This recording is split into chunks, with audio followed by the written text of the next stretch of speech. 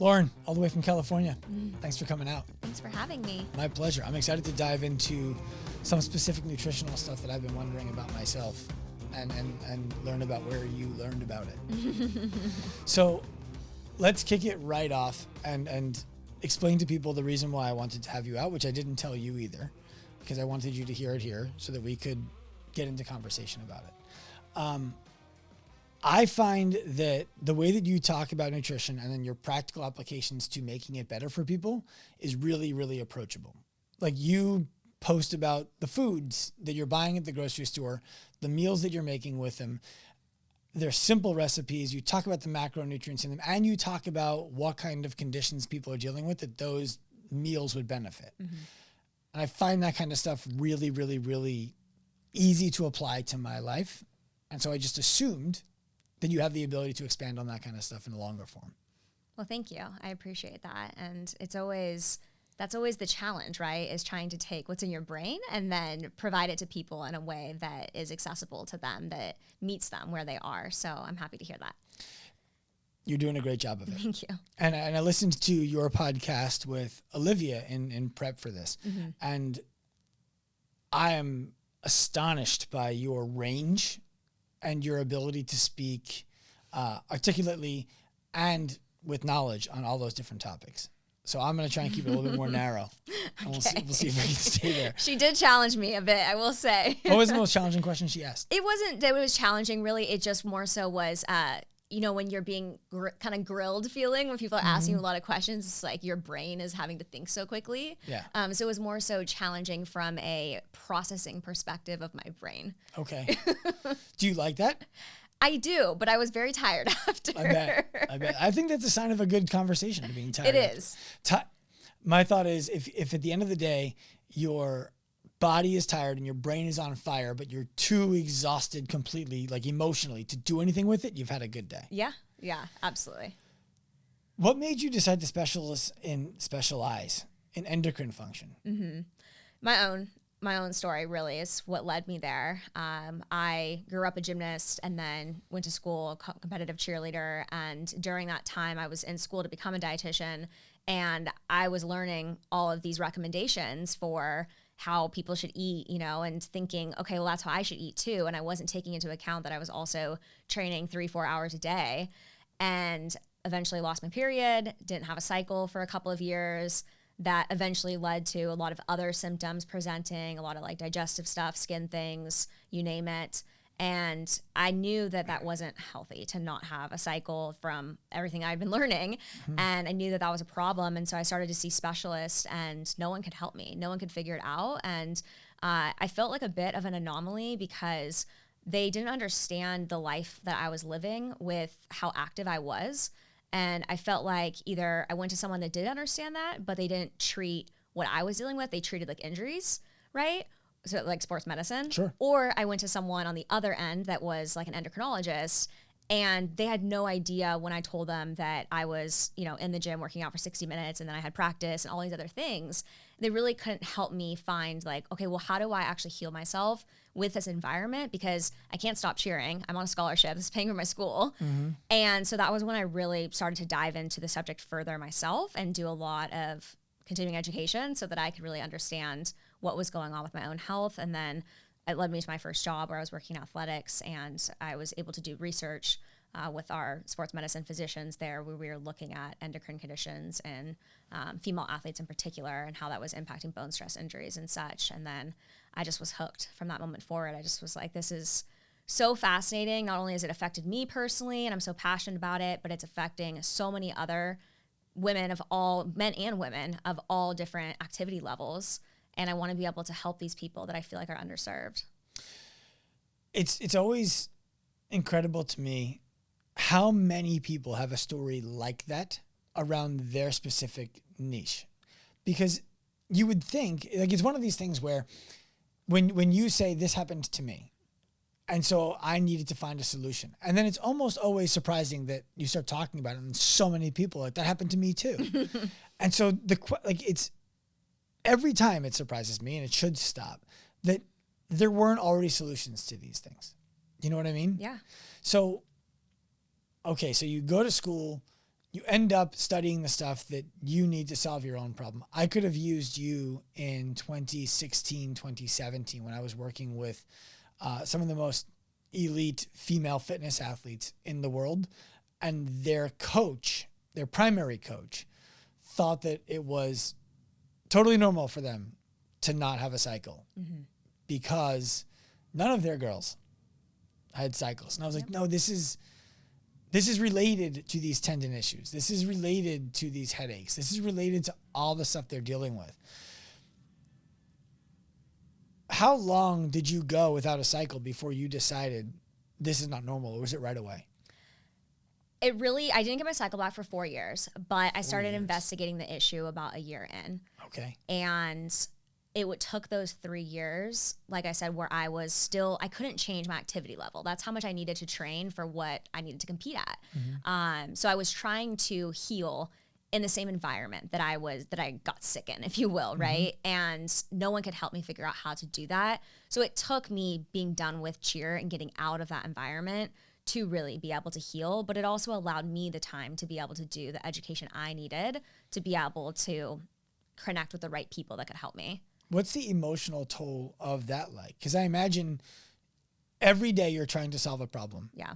And every day you know that you're part of the cause of that problem and you're going to do the thing that's part of the cause anyway. Yeah.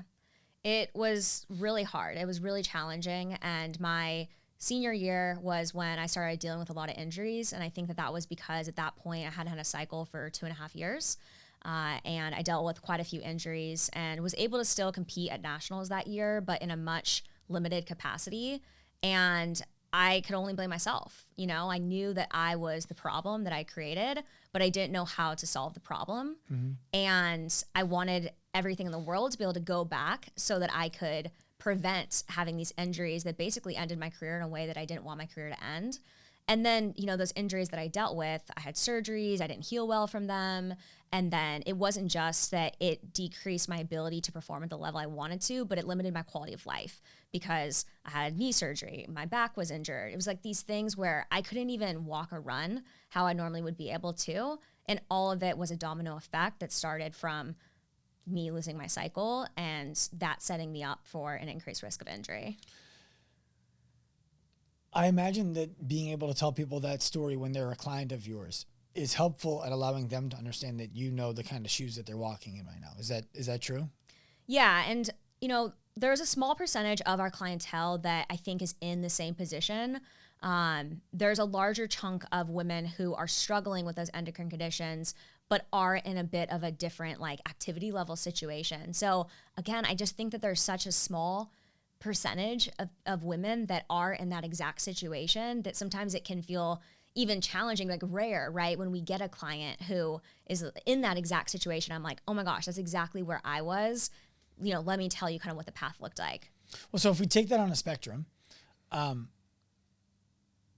thinking all the way over here is no cycle, which also tells me infertile. All the way over here would be hyperfertile. You're probably gonna have a baby if you have unprotected sex. Like, is that true? Is that are they on the same continuum? For the most part, yes. But there's also other types of endocrine conditions that can impact things like fertility that are caused by totally different situations. So like what causes the loss of cycle like I had is called hypothalamic amenorrhea. And it's essentially when your allostatic load is too high, the demands of what you're putting on your body physically and what you're consuming internally do not match up.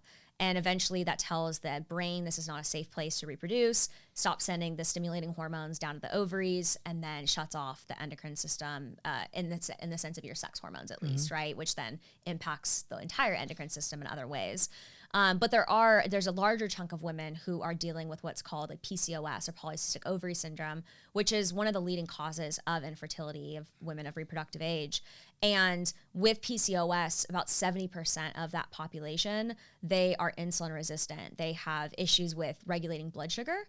And so their cause looks very different because for them, it's not so much maybe a situation that they're not consuming enough energy for the activity level, but maybe the what they're consuming or how they're consuming that energy, and then how their body is using and getting that energy into cells to actually convert that into like energy for the body is where the hiccup is. So I kind of look at those two like hormone conditions as a spectrum, because there's like, okay, loss of energy availability, there's not enough energy coming in, and then there's PCOS where maybe there's too much energy coming in, or the energy that's coming in just isn't right for what the body's needs are. Is PCOS akin to adrenal fatigue? Adrenals play a big role in PCOS. Yeah. But the adrenals play a big role in amenorrhea too. And with both conditions, we see high cortisol and adrenal stress happening. Well, I had no idea I had an adrenal issue. And I hired Gabrielle Lyon to work with me just because I was like, I just want to optimize. Yeah. Let's just see what I can do. And my blood work came back, and my urinalysis came back, and my stool sample came back, and she was like, hey, your adrenals are not very good. And we need to start with some exogenous stuff to bring it back, and then it'll kick back into gear.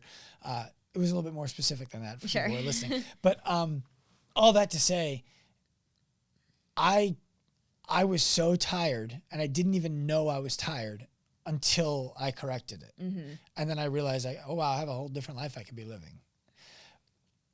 Earlier, you were talking. Well, let me go back to this. Do people ever come to you for help with fertility through nutrition interventions? Absolutely. What does that look like? Because I imagine there's a psychological component to that. I know people who have struggled to have babies, and there's a sense, at least for the women I've discussed this with, I'm put on this earth to have babies. Women are able to have babies. I'm broken if I can't have babies. And then the stress of trying so hard to do a thing makes that thing the hardest thing to do. How much of the emotional component of it are you helping people navigate with the nutrition? I think the emotional component of any health condition or any challenge, imbalance in the body is pretty large for people. There's the grief phase, right, of just having to recognize that your body isn't an optimal, and that you're going to have to think about, it's this weight, right, that's on your back every day that you're having to think about. So I think that that's one piece that people go through. And then the second piece is walking them through what that looks like every day of overcoming that emotional journey. So yeah, it's huge. And I would say with infertility, that's probably where there's the most emotional journey for sure, because of all the reasons that you just mentioned. I will say that my stance on infertility is that infertility doesn't just happen overnight. It's many years that are brewing. And right now, our generation is the generation that was put on birth control when they were 15, 16 years old, that shut off their endocrine system, that are now coming off birth control, trying to conceive and having difficulties. But we have to ask the bigger question as to, well, what was going on before the birth control was started? Because that really is just a Band-Aid. And so many young girls are dealing with these hormone problems at a young age, and they're just being Band-Aided with birth control rather than actually diving into the root cause of why those hormone imbalances, why the heavy periods, the PMS, the headaches, all of those things are going on. Because if we could solve that when girls are 15, 16 years old, they wouldn't be in the situation they're in when they're 26, 30, trying to have babies. Well, I'm about to have a bunch of 15, 16-year-old girls in my house because my daughters are going to age up, not because I'm bringing a bunch of 15, 16-year-olds in to party with. What do they do? One of the things I'm terrified of is an exaggeration, but one of the things that I'm acutely aware of is that there is a risk that they get pregnant by accident. And there's a risk that they take a birth control pill and that leads to a whole different cascade of things. Not only the physical stuff, but also the perceived safety of, oh, nothing can go wrong. There's a lot there. And as a father of 3 daughters, I'm thinking about this much more than I want to be. Yeah, I'm sure. I never was on birth control as a young girl. My mom was always really against birth control. She did a really good job, though, of educating me on birth control is not the solution. It's not the way we're going to go. Here are your other solutions, and here's how this works, right? And so I'm grateful for that, and I'm grateful that my mom had that stance so that I was never, because I went to the doctor multiple times when I was in that age and they offered me birth control, and my mom would look at them and be like, no, she's not taking that. Right. So I think it's just one is having that uncomfortable conversation with them of if that's not the route that maybe you support, because at that point, at that age, really it's you that's making the decision, right? It's not them. Then what are the alternative options for them? And then if they are having symptoms and it's not for contraceptive purposes, if they're having symptoms, they're having heavy periods, irregular cycles, headaches, a lot of the reasons acne, that young girls are put on birth control. Instead, it's okay, let's get you to the right person that can help us figure out the root cause of why you're having those symptoms. Maybe make some diet changes, get you on the right supplementation, change up a little bit of like the lifestyle, things like endocrine disruptors. Like we know with PCOS, for example, that one of the big triggers for PCOS is endocrine disruptor exposure from a really young age. Girls being exposed to fragrances and plastics and all these things that are in our environment. So the more that you can try to limit those exposure from the girls and educate them on maybe why those aren't the right choice, then they will hopefully make the right decisions and not be in that position where they have all those symptoms that they're having to manage. I imagine there's a big enough group of people listening to this right now who were on birth control when they were younger, or know someone who was on birth control when they were younger, who are still dealing with the ramifications of that and don't even necessarily know about it. And one of the things you talked about earlier was you got these injuries, right? And I think it's difficult for people to tie the line between amenorrhea and injury. Mm-hmm. Would you try and help the audience understand how those two things are connected, so that there can be a window into, maybe I was on birth control when I was in high school and college and for years after that, and now I have these symptoms that I thought were totally unrelated to that, but maybe they are related to that. Mm-hmm. Yeah. Hormones aren't just for making babies, right? Hormones help us feel good every day. They help with every internal function of the body, including our bone, our soft tissue, and really regulating how our muscles, work and exercise and all these different factors. And so when there is no cycle, or that cycle is being shut off because of an oral contraceptive and you're not getting in your own estrogen, that estrogen's coming in through, say, like a synthetic source, that estrogen that's synthetic doesn't work as well as the estradiol that your ovaries make. So whether it's that you're not making enough estradiol and testosterone and progesterone and all those other sex hormones because you're not cycling, or you're not making enough of those because it's being blunted and shut off by something like an oral contraceptive, you're at increased risk of injury occurring, because those hormones are what help to be able to mineralize your bone. They're what help to be able to regulate the stress hormone response system and recovery system as well. So you can imagine that someone that is in a position where they don't have enough sex hormones, that the more tension and the more impact they put on their bone, the more that they can have brittle bone, right? And so with like a lot of like endurance athletes in particular, these are the ones that are most afflicted because there's so much impact that they're putting on their lower extremities. And a lot of these athletes are also not having a cycle because they're not eating enough to be able to fuel that expenditure that's happening through exercise. And they have low bone mineral density in their femurs and their, back, in all of the areas in their legs, because they aren't getting in the right nutrients to be able to promote sex hormone production, which then ultimately decreases that bone mineral density. So that's one of the big ways. Like I mentioned as well, the nervous system is a huge part of that. I mean, we even know that with things just like cramping, for example, like muscle cramping, that everyone always thought that it was like electrolyte abnormalities. And yes, sodium and potassium and magnesium are important for muscle contraction, and they can play a role in cramps. But the nervous system is a huge aspect, and it's one of the reasons why athletes usually will cramp either like at the start of a season because they aren't quite ready yet for like that volume that that exercise, that competition's putting on their body, or it'll happen when their muscles are under a ton of fatigue because of the stress response. So there's just such a big role that all these factors play into how muscles contract, our bones build and strengthen, and how all those factors play into one another. I appreciate that. You mentioned electrolytes. Mm-hmm. And I think that since LMNT, the brand, broke through into the space, it's one of those things where now everyone I know is putting some kind of an electrolyte powder into their water. useful?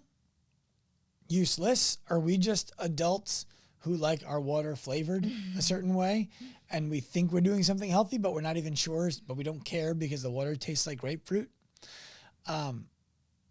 Let's start there. Is there utility to doing that? There is. And what type of electrolytes, what the concentration and ratio of like sodium to potassium, magnesium is really differs and should based off of your needs. So the way that I always explain it to people is if you're not eating a highly processed food diet that has a ton of salt in it, then you probably need some salt, some what if sodium you add a lot of salt to the food you cook? So I don't mean to interrupt you, and I just want to keep it here for a second. I love to cook. And I have 9 different kinds of salts in my spice cabinet. I love to salt while I'm cooking. I like finishing salt. Are you talking to me, or are you talking to people who like their food bland, or are you talking to both of us? I probably am talking to you as well, because it sounds like you're a high stress guy. You exercise. There's maybe you sauna. There's things that create more loss of sodium that is happening. The more cortisol production, the more that your adrenals are fried, the more sodium that you're going to need. Sodium helps to be able to lower cortisol. So there is probably a higher electrolyte need than what you're able to just put on your food. I mean, I would say that you're probably needing, 3,500, 4,000 milligrams of sodium per day, and 1 teaspoon of salt is like 2,400. You're probably not going to put a full teaspoon of salt when you're cooking in just your own dish, right? Maybe in the full dish for the family, but that might come out to just like a 1/4 teaspoon in your meal. So most people, yes, just adding salt into their meals is not enough. But again, like I said, it really comes back to is like, what else are you eating throughout the day? You know, if someone's eating like TV dinners and packaged foods, then this doesn't really apply to them because they're getting in a lot of refined salt, table salt. But what we're looking for is an unrefined salt, ideally, that has trace minerals in it. Those trace minerals are things like iodine and selenium and such that also help with providing the right nutrients that our hormones and our body needs. So yes, you probably do need some electrolytes, maybe not quite an element packet, which are pretty high. They're 1,000 milligrams of sodium. That might be too much, but there's a ton of electrolyte options that are on the market. And like I mentioned, what you use should really dictate like the timing of when you're taking it and then what your intake is around the electrolyte consumption. So one of the big mistakes I see people make is that they'll drink like an element right before they exercise. But elements are so high in sodium that all that sodium is going to get drawn into your gut, and it's going to cause more issues with like sloshing and just digestive upset and things before exercise. If you're going to sodium load, which I love for people that are engaging in like longer duration exercise, greater than 90 minutes, do it the night before. That way you have enough time for that sodium to really be able to help with that water sticking to your cells. Before exercise and during exercise, it should be like 200-300 milligrams of sodium. So that's not an element packet. That's maybe like a noon tablet or a cure packet. Some of these lower electrolyte options, they're called oral rehydration solutions. So they're just a little bit different. Oral rehydration meaning that they rehydrate you really effectively and really quickly. So it'd be more similar to like getting an IV, right? It's the same osmolality of what your blood is. That's what we're looking for when we're talking about right before or after, right during exercise. I work out fasted. Okay. Because I'm training by 6 a.m. Yeah. And then I have element in my water that I'm drinking most of the day. Mm-hmm. Is there an error in that thought pattern? It's probably sufficient. I would just make sure that you're getting in the other electrolytes, that you're getting an adequate like potassium and magnesium. How do I make sure I'm getting those without supplementation?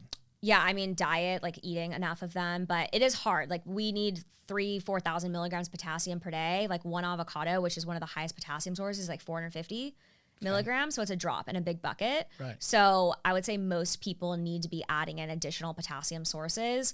Cream of tartar is one of my favorites, and you can add that into your electrolytes to get a little bit more potassium. Cream of tartar? Yeah, it's like what you use for making like a desserts. I'm thinking a tartar sauce.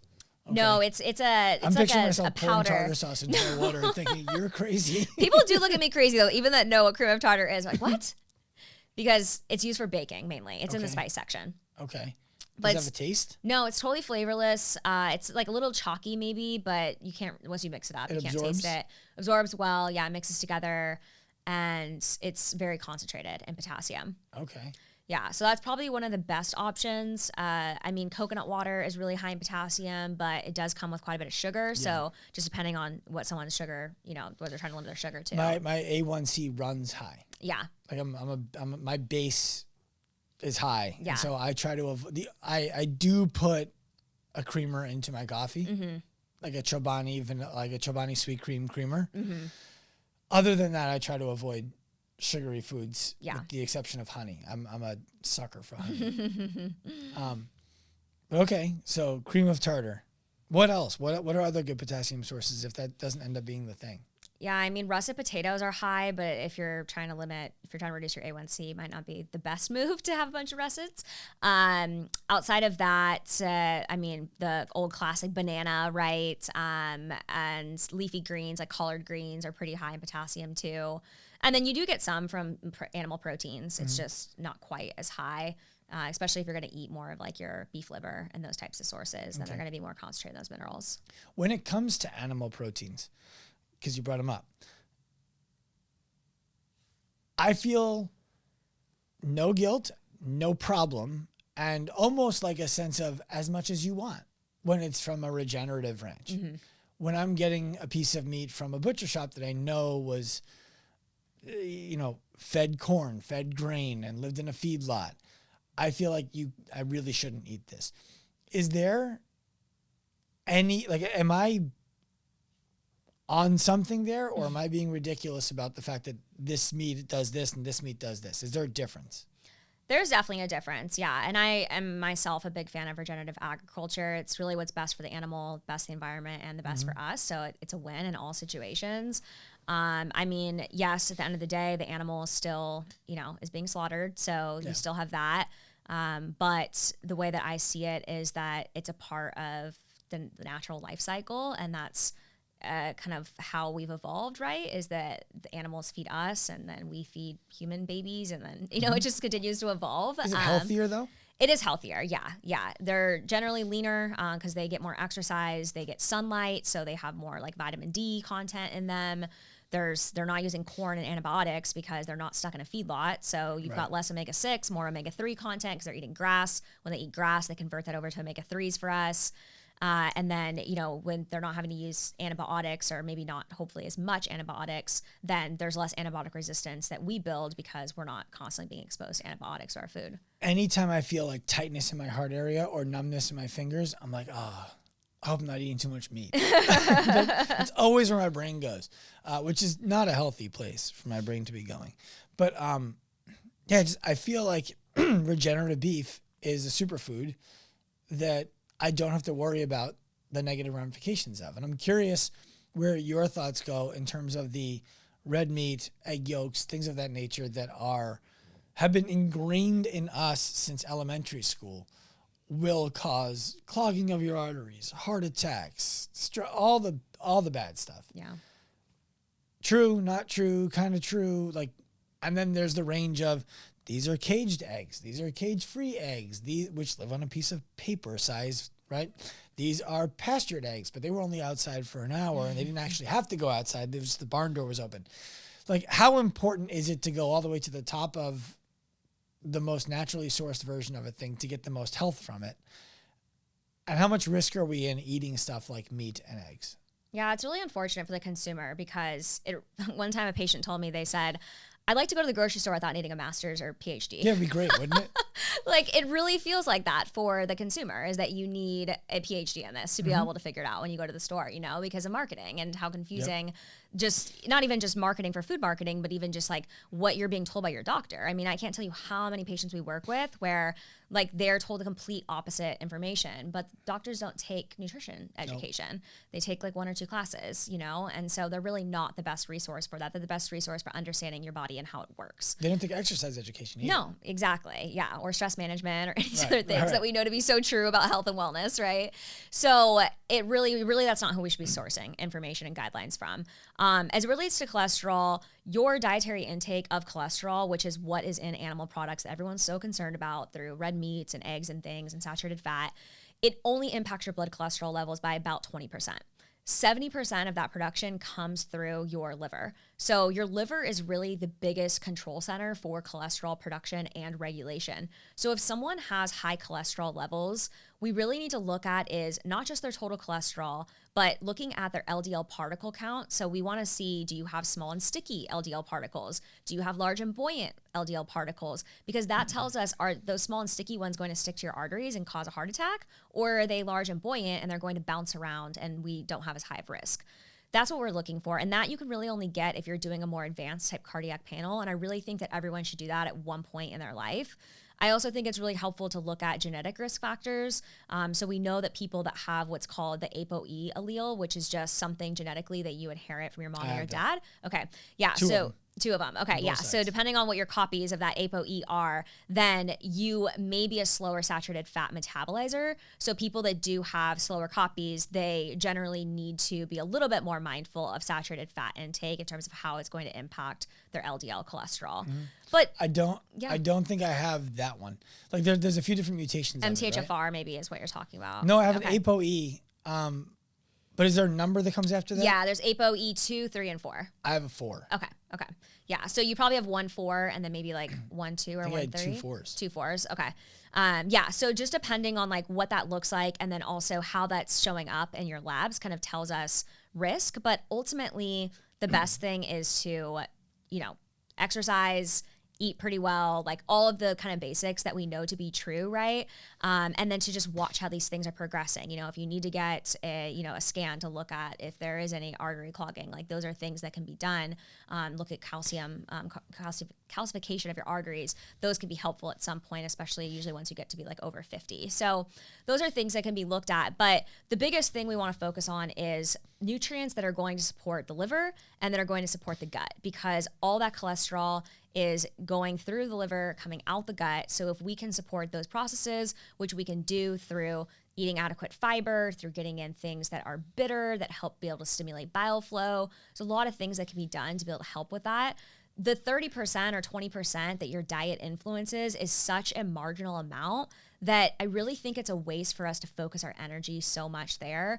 And it's really more important for us to focus our energy on blood sugar and on insulin sensitivity, because those are what are going to impact things like your triglycerides and those small and sticky LDL particles. So the perfect storm is if someone is eating too much saturated fat and too much sugar. That's really the perfect storm, right? So we need to look at is what is the overall balance of these things look like to really be able to assess someone's risk. When you say sugar, you're talking about refined sugar, you're talking about sugar added, or are you talking about even naturally occurring sugar in things like fruit and vegetables? Carbohydrates in general, our body doesn't really know the difference between different carbohydrate sources. They're all going to influence our blood glucose levels, but carbohydrates that are bound with more plants, more cellulose, fiber, are going to spike your blood sugar less. So if someone is eating carbohydrate, it needs to be some of these denser fiber-rich sources like legumes, fruits that have skin, seeds, and things on them that are going to provide that fiber source. And then we also need to look at is how someone is eating those. So if you're exercising, can you eat the largest portion of your carbohydrates around exercise where you have better insulin sensitivity? Your body's going to use those carbohydrates to be able to send them to your muscles rather than to store them in your liver. Can we look at how you're pairing your meals together? Because it's not so much about the fact that you ate a piece of fruit or that you had a piece of dessert, but what was the environment that you had those things? If you're having a piece of fruit or dessert by itself, you're going to see a much larger impact to your blood glucose than you are if you have that piece of fruit or dessert with a piece of steak and some vegetables. Interesting. My thought process was always protein and fat in the morning, carbs at night. And oftentimes carbs to spike right after a workout, like a spoonful of honey after a good workout.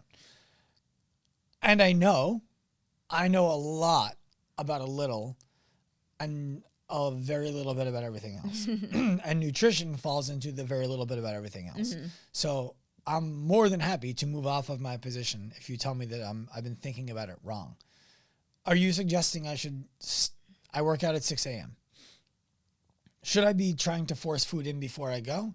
And if not, should the food I eat immediately afterwards include carbohydrates or like more carbohydrates? Because I'll share with you what I have for breakfast every day. I have 3 eggs over a hash I make every Sunday to start the week that is I don't know the quantities, but Brussels sprouts, sweet potato, shredded sweet potato, garlic, onion, and I do a quarter to a third of a pound of ground beef every day. Mm-hmm. That's how I start my breakfast every day. And then some goat cheese on top or some Parmesan cheese on top, whatever I feel like. And I try to avoid carbohydrates until I want to be tired. Mm-hmm. Yeah. Well, carbohydrates do make you sleepy because they push serotonin, which pushes melatonin production. So that's one of the thoughts about why to have them in the evening time. It doesn't always work well for everyone, that concept, because you want to really look at is like what's happening with your glucose then when you're sleeping. And some people can get into some red territory by doing that when they are sleeping. So it could be helpful to maybe just like wear a CGM, a continuous glucose monitor, for a couple weeks while you're sleeping so you can see what's happening and then kind of adapt things accordingly.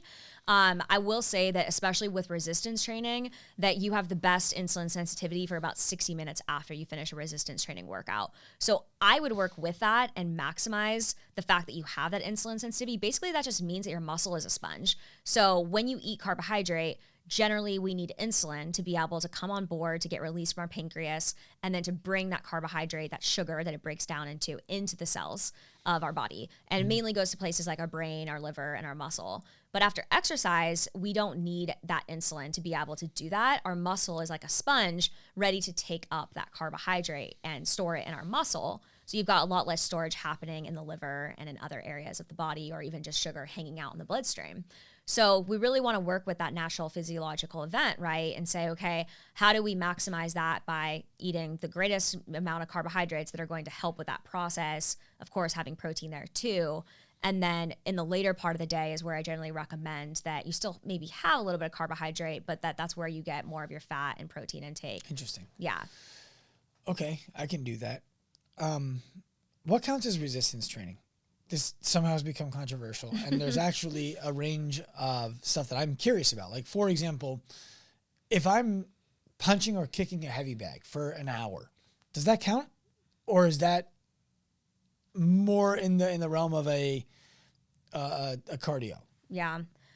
I would consider it more cardiovascular, but a lot of times with exercise too, right? You're never just going to be one or the other. You're always going to be burning multiple energy systems, and there's going to be multiple things that are happening at the same time. So it is definitely a little bit of a mixed bag with a situation like that. But I mean, from the research, we know that really the best for this insulin response that we're talking about is like compound movements, somewhere in like the rep range of about 8 to 10 reps at about like 70 to 80% of your one rep max. So I would say you're probably looking at just like an old school squat, deadlift, press, push type workout to really be able to maximize that. But you definitely have improved insulin sensitivity after any type of exercise. It's just that there's probably a little bit greater after you've done something like a compound type workout. Is the time under tension of influence at all? Meaning so for example, take CrossFit. CrossFit, there's no eccentric contraction. And I'm obviously being hyperbolic. There's very, very, very little. Bodybuilding, there might be a lot. You might even have an entire eccentric day. Does the amount of time that the muscle spends under tension influence the amount of insulin uptake it's going to have after you work out? I don't know that answer 100%, but I would imagine so, yes, because with eccentric movement, there's definitely going to be more muscle breakdown that's happening, right? And so I would imagine intuitively the answer is yes. I also used to do CrossFit when I was in my early 20s, and I will say that most of the time after a CrossFit workout, my blood sugar was actually really high because of the cortisol response that happens during those workouts. And some people will find this happens during like a regular resistance training type workout too, that your blood sugar increases, which is natural. It's nothing to really be worried about. But if that is happening, then I would try to bring your heart rate down, do a little bit of recovery so that you can bring your blood sugar down. And then once that's happened, then maybe you have your meal. That way you're not adding like more of a spike on top of an already high situation. Does driving home count? Yeah, that could. Okay. But I think that the like just breathing piece is so important afterwards, just like getting the body back into the parasympathetic state, because I think that's such a big issue we see with so many people is like they're always in that sympathetic state where it's like you're working all day in stress, you're driving in stress, you're working out in stress. When is the body ever recovering? And the recovery process is where all the good stuff happens. Well, what's interesting about that, I was talking to a friend about this yesterday, who was living in a sympathetic state for years. Didn't know it, like it wasn't her expertise, but for years living in a sympathetic state. And weight fluctuations, health issues, mental health stuff, all this stuff pops up. And what I find that people, one of the things I've been talking about a lot lately is we're not one tactic, one food, one habit change away from being a different person. We are deciding to be a completely different person away from being a completely different person. And that's because of what I think in large part what the nervous system plays, right? The idea of act as if you already are. And then people's response is, well, I don't have millions of dollars, so I can't act as if I'm already a millionaire. So, well, no, you can't spend like you're already a millionaire, but you can live as if you were. You can ask people to respect you the way you would expect to be respected that way. How does living in a sympathetic state influence our need to be even more vigilant with our food? Yeah, and just to also kind of counter that too, or I guess support that, what you just said is that that's one of the biggest things I see with clients that we work with in terms of like their ability to make change happen is that I really think that it happens once you can adopt that identity, right? So for so long, someone might have the identity that I'm not a fit person or I'm not a healthy person. I don't care about what I put into my body. Yep. And that's almost like the identity that they're like, they've just started to that they're like adopting, right? Is that I'm just not that person. And if you continue with taking that same identity while you're trying to make habit changes happen, they're not going to stick. You really have to go into that process already accepting that new identity of I am a fit person. I am someone that nourishes my body in a way that's supportive for myself. Once you can make that identity shift, then all those habits will start to become a lot easier for you to be able to I think you said something really critical, and it wasn't, it was oftentimes the thought process is I'm going to be, or I will. You said I am, which I think is a really critical differentiation for people to have heard, because the difference between I will and I am is a statement of right now, right? Like this is my state. And the I will can be followed up with a question of, well, when? The I am means 2 seconds ago, maybe I wasn't, but now I am. So how does that sympathetic state lead to the health risks that require us to be even more vigilant with our food? Yeah, our body is good at being in a sympathetic state for short periods of time.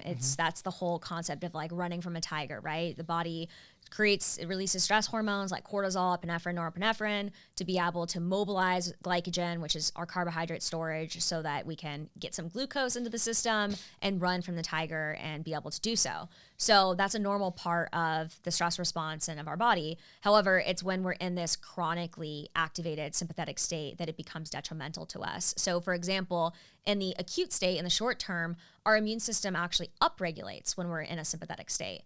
But if we stay in that sympathetic state too long, now you've got a compromised immune system and you're going to be more prone to autoimmunity developing and all of these, immune-related issues happening, inflammation, so on and so forth. But being in a sympathetic state impacts everything from digestive issues. So many people can probably attest that they know that when they're under stress, how does your gut feel, right? Your digestion, some people, they're like, I don't go to the bathroom or I go to the bathroom all the time, right? Stomach cramping, all of those things. Your endocrine system is probably the most sensitive to that sympathetic state of being constantly in the sympathetic state. And that's because our like progesterone, for example, which both men and women make, but women make it more in their reproductive years at least, is made from, you make cortisol from that. So if your body has to make cortisol, it doesn't have to make progesterone. That's just like a nice to have. So what happens is that if you're constantly in the sympathetic state, your body's like, I have to churn out more cortisol. I need more resources to do that. What does it do? It does that at the expense of sex hormones. So now you've got lower sex hormone output happening. Now you're going to start to feel the effects of fatigue and irregular periods and infertility and low libido and all these other things that, are not something pleasant that we want to ever deal with. So it impacts us high and low, far and wide in terms of like disease progression, but then also just how our body's functioning on a day-to-day basis. If I'm not mistaken, cortisol wakes us up in the morning, yes? It's one of those I feel like misunderstood hormones that people think we don't want any of it. Mm-hmm. Get rid of all my cortisol. How do people start to calm down a little bit about blood panels and like this number, where it just becomes, I'm a generally healthy person. Like, what do you think? How would you help people wrap their brains around that? Because the number of tests that we could be taking right now to figure out like this number is high. Oh, and your carotid artery plaque is this score, and your LDLs are this size, like we were talking about before, and your regular blood panel is this. Like there's so much that we could be evaluating. And oftentimes you go to somebody and they find what they're looking for because they're looking for it, right? Like, I don't know any man who's ever walked into a hormone replacement clinic and been told, I don't think loading you up with testosterone is a good idea. So how do we chill a little bit? Well, I think the good news is that the body's all one interconnected system. And I think the trouble we get into is when we try to separate all these systems, and it can feel really overwhelming, and it can feel like none of those add up. So for example, like someone goes and gets a cardiovascular panel done, or they go to their cardiologist and they go deep into the weeds on heart health. Then they go to their endocrinologist and they go deep into the weeds on hormone health.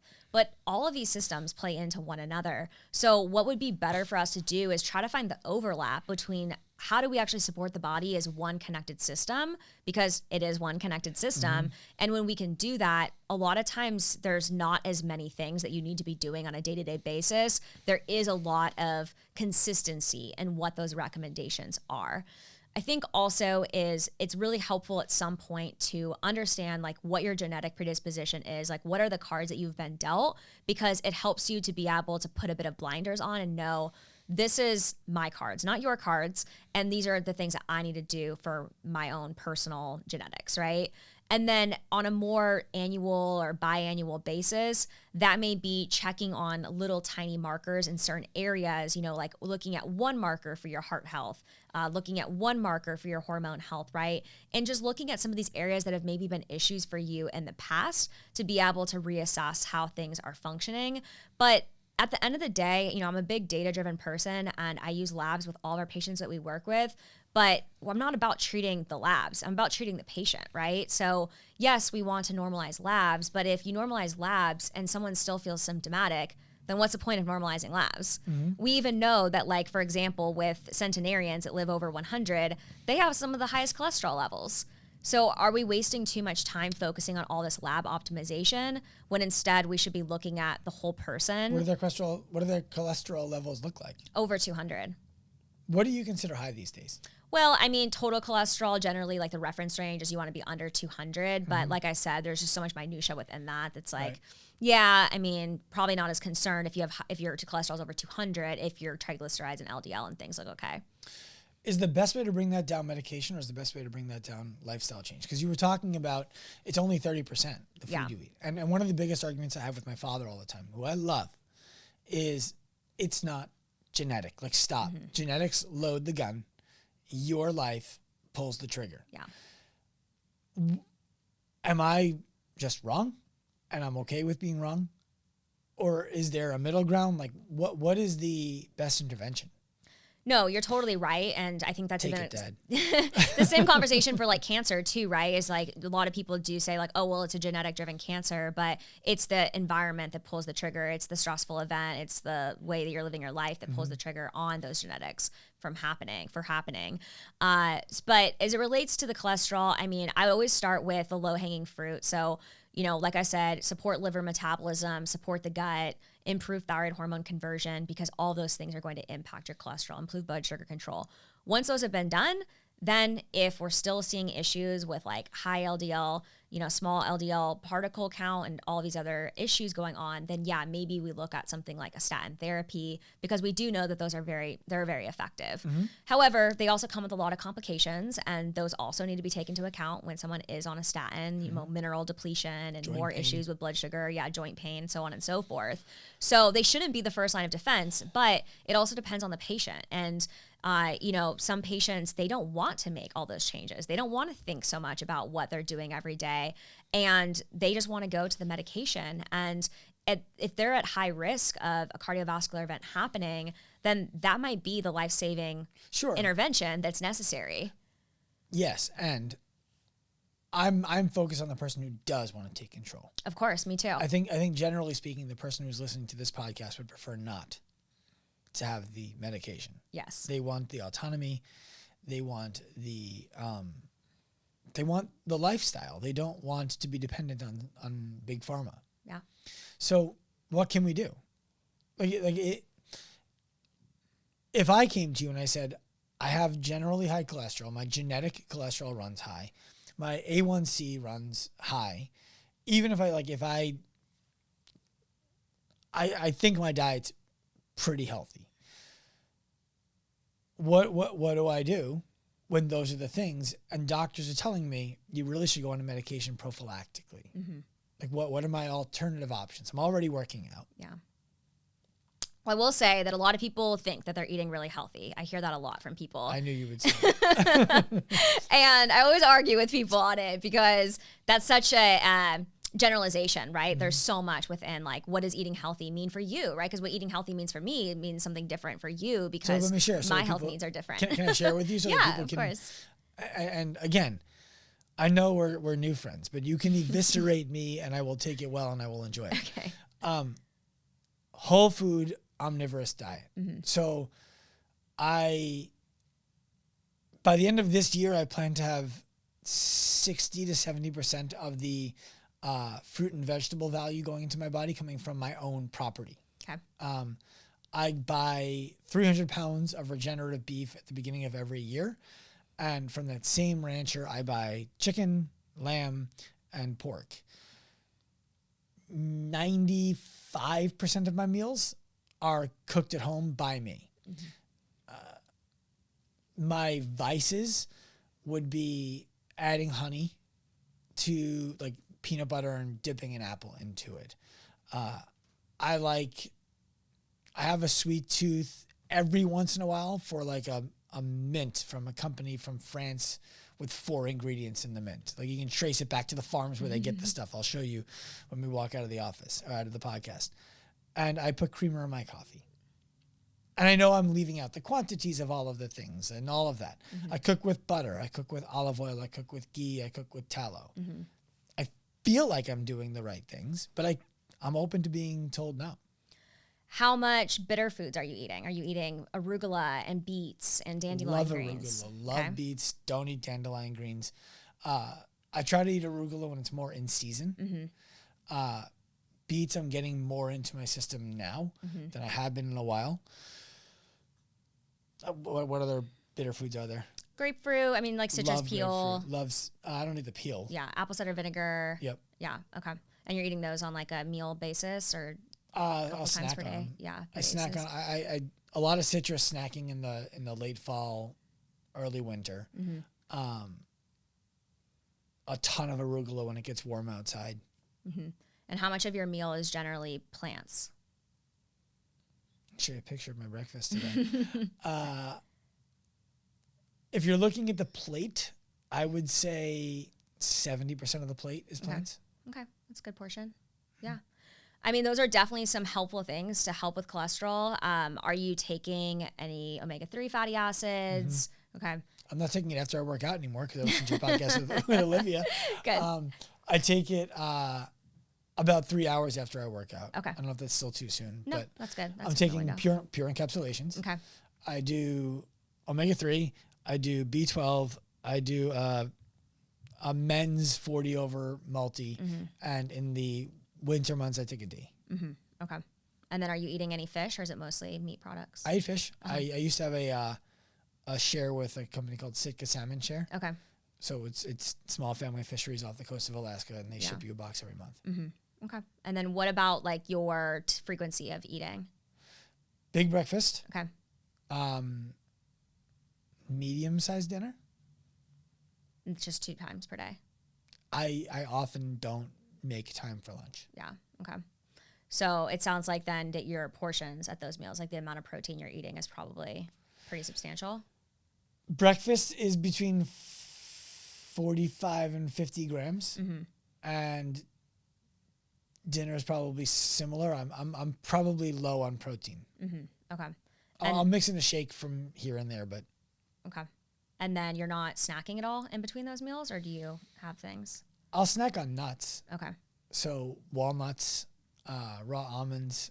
I might if I'm feeling really low and I need a quick pick me up, 2 or 3 dates. Okay. Yeah, I mean, I would say that your food sources sound pretty excellent to me. I think that maybe an area to optimize would be the composition and frequency of like how you're eating. So ideal, I would say, setup for most people is ingesting protein about 4 times per day. That's how we maximize that leucine threshold, which is the amino acid that's really important for muscle protein building. And that muscle is what's going to help you with like insulin sensitivity, help you lower that A1C. So if you can, even if it's something quick, try to break it up to where maybe you're doing like a protein shake for one of those points of the day. And then like maybe even it's like something that's kind of more snacky that does have a higher protein like content. You could do like I make for my husband all the time what I call them like bento boxes. And so it's like hard boiled eggs with we use like force of nature meat. So it has like a regenerative like sausage or like some type of like ancestral beef like in there. Jerky or something. Yeah, it's cooked. But I cook them, but they're in the bento box. And then Does your husband know how good he has it? Yeah, he's really spoiled. Okay. He knows that though, right? He does, yeah. Okay. But that's like our deal is like you take care of the dogs and like I'll make you gourmet. I get it. We have a deal in our house too, but it's that I do all the food. Okay. Yeah. And by the way, babe, I'm not complaining. I love our relationship. I appreciate you going into that with me. Yeah. I wasn't expecting to get a specific try this, so I appreciate it. Who is someone gets on the phone with you, they're thinking about working with you. We all know that there are people who get on the phone and we're like, this is going to be a challenge and I don't really want it. Yeah. Because it's not a challenge of the needs the person has in the specialty I have, but it's their personality, it's their values.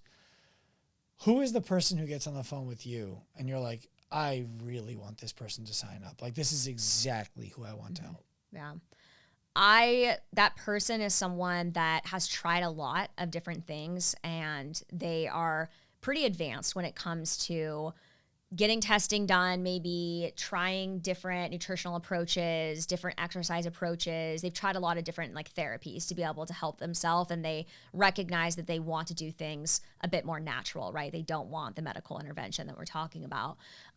So that is someone, because I like a good challenge, and it really lights me up to be able to figure out where the missing puzzle pieces are and why they haven't gotten better and why they've gone to so many different providers and they still are dealing with all these health issues. So that's really an ideal person. I also really love when that person is also active, and that's a big part of their life. So whether they are a former athlete, current athlete, recreational athlete, just someone that really values physical performance and sees exercise as a form of medicine for the body as well. I think that we're just able to talk the same language, and I'm able to help them even optimize things further around that because of my own exercise background.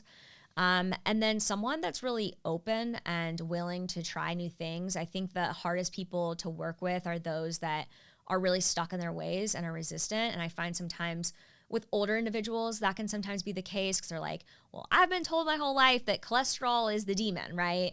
And, it's like I always have the patient's best interest in mind. And I've done tons of research on all these factors. Like I would never tell you something that would potentially harm your health, right? Like I'm thinking about so many things before I make a recommendation to you. So really just someone that can kind of put down those barriers and just be open to trying new things, because I'm open to, if those things don't work the way that I think they are, to alternative ways, right? I really don't believe that there's a one size fits all, or that there's one road to be able to get to wherever we're trying to go. There's so many different routes that we can take. There's so many different options that we can take. And so someone that's open to that process and, has those interests in mind, I think is really that ideal person. What about people? How do you help people with the exercise component of stuff? Mm-hmm. Or do you not? And I know you and your husband have a template program that you put out for people.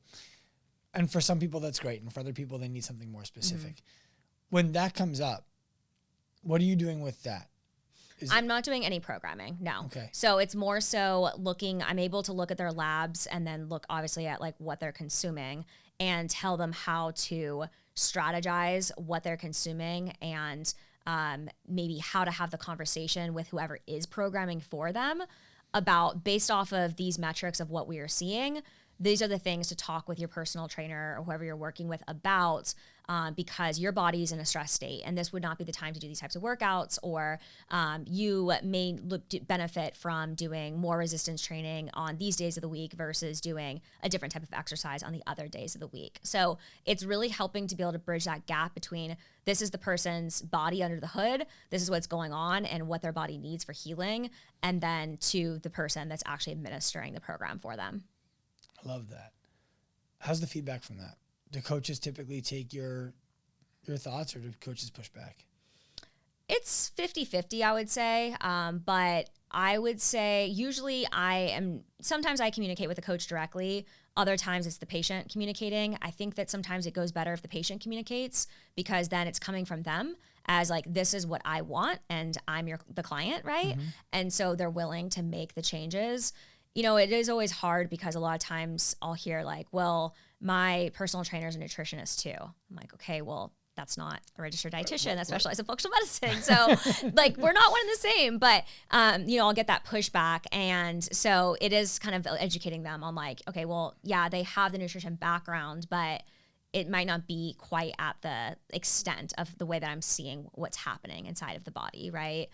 But I would say for the most part, people are pretty open. And I also am always, whenever I'm talking with any professional, I always want them to feel like they're the expert. So I think a lot of it comes down to the way that you structure the conversation and also the way that your philosophy is. Like, I'm not, all the things that I might tell them, I'm not telling them like, hey, they need to be doing, 8 by 10 reps and they need to be doing a squat. And I'm not giving them specifics. I'm more so like, here's the situation of what's going on with this person's health.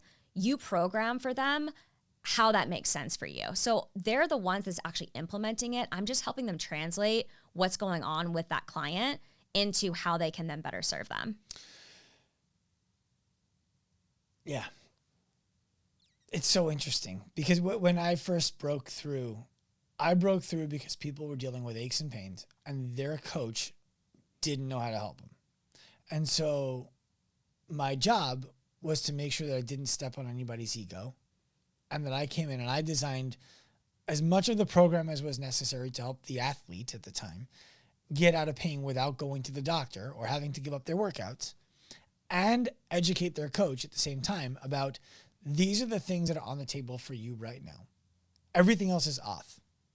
I will explain to you why things are off the table. I will explain to you how we'll know when to bring them back on. And my goal is I go from doing a lot and you doing a little to you doing a lot and me doing a little, to you doing everything and me being a resource for you. Mm-hmm.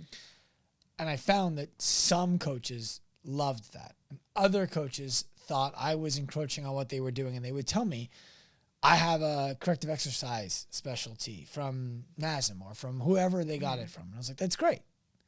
I have 15,000 clinical hours treating people to get them out of pain. Mm-hmm. They're not the same. And that doesn't make you, by the way, stupid or uneducated. Here are the people that your stuff is great for. And I would try to build the coach up and explain, like, there is a person for whom your education around injuries is perfect. It's just not this. So when you think about the trainer with a nutrition background, mm-hmm. who are they appropriate for? Like, who should be reaching out to a trainer who also has a precision nutrition certification, a NCI certification, who's not a board certified registered dietitian with a functional medicine background? Really, I think that it's someone that has no pre-existing health conditions that's just focused on weight loss or body composition changes. Mm-hmm. I think that's the right person, because like, I even have had clients in the past where they had underlying endocrine conditions. So like, one of them had insulin resistance and PCOS, and she was working with a trainer who also had her on like macros, and had her on like an exorbitant amount of carbohydrate, wasn't teaching her about how to pair foods together, about the importance of fat or what she was eating. And her insulin levels, we tested, they were at 205. Normal insulin, optimal insulin is 3 to 6. I've never seen insulin levels that high in my life. Holy shit. Yeah. 205. Yes. And it was the situation of the person not understanding enough about how the human body works and just providing her with these blanket recommendations. How is that person not dead? I know. That's wild. Yeah. And the client I was working with didn't want to stop working with her because she was so, the macros were so safe to her that she didn't want to lose that safety. I'm trying to wrap my brain around a 40x normal blood marker. Yeah. I thought it could be, inaccurate. I'm like, how is this even possible? Even 20. If it was 20.5, they moved the decimal wrong. It's still wild. Yeah, but we even retested, and I mean, it came down a little bit a couple weeks later, but it was still in the high hundreds. Yeah. Whew. Yeah. That's the danger. Like one of the things I'm trying to do on my social media is be positive. I'm trying to be positive. Me too. Positive. There's so much negativity out there. There is. And like one of the things I can't stand is like the people dunking on other people on social media. But let's put that aside for a second.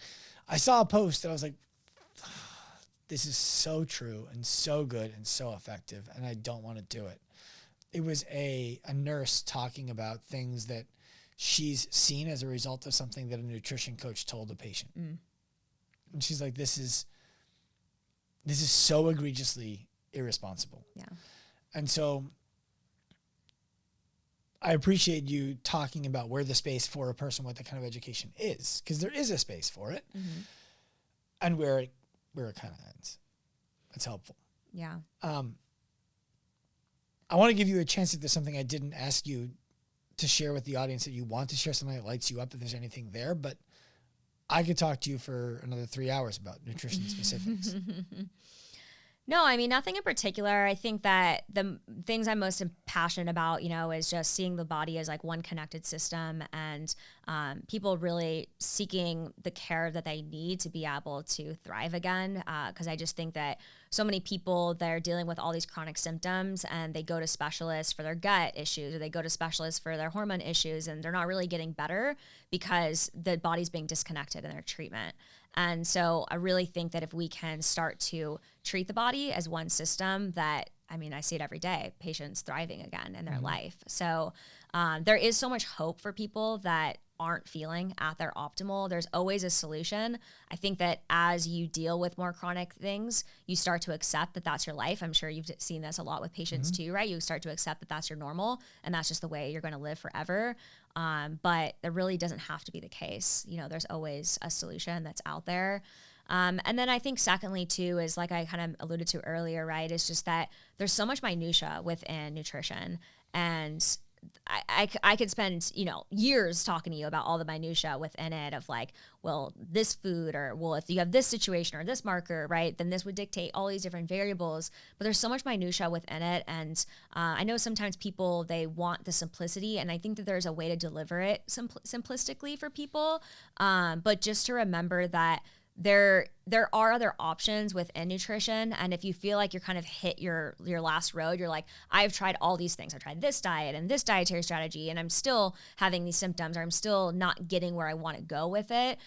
It might just not be the right situation for you. There might just not been enough of details that have been taken into account to really be able to move the needle for someone. Lauren, I really appreciate you sharing some time with us today. Thank you for having me. My pleasure. I'll make sure people can find you in the show notes. Thank you. Turn Pro. I hope you enjoyed this episode of the Active Life Podcast. Please remember, give us a hand, rate it, review it wherever you listen to shows. We are on a mission to humanize the healthcare industry by professionalizing the fitness industry to empower the individual to live a life unlimited by the way that their body looks, feels, or performs. If you are inspired by that mission and want to jump on the wagon, find us anywhere. Active Life Professional on Instagram, Active Life RX on Instagram. Come to me personally at Dr. Sean Pastuch. We want to welcome you onto the train. We want you to be a part of the mission. We want to offer you the opportunity to pursue this right alongside us. We're inspired by your effort, and we hope to help you in your journey. Turn Pro.